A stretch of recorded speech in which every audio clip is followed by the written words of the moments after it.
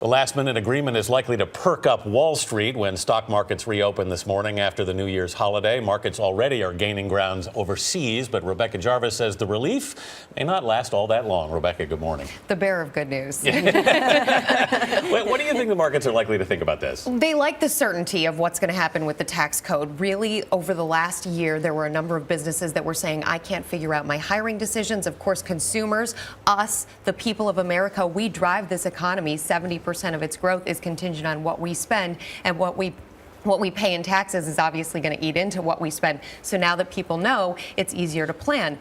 But there's the flip side. The $4 trillion in deficit additions that this deal puts on the table, and the fact that it hasn't addressed the spending cuts. There were 1,200 government programs under the automatic spending cuts that were potentially going to get cut here. And so we still don't know about that. Right. I mean, that's what I wonder. So many business CEOs who had pushed for a grand bargain, comprehensive tax reform, which would have included a reduction of corporate taxes. And yet now we just have the debt will continue to grow. The deficit will continue to grow. Why then would the market rebound on that news when this is not really a great deal?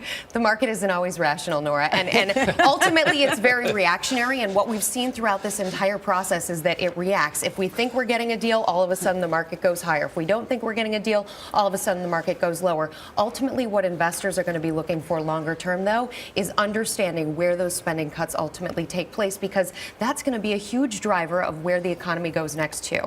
Yeah. Rebecca Jarvis. Thanks, Rebecca. Thanks.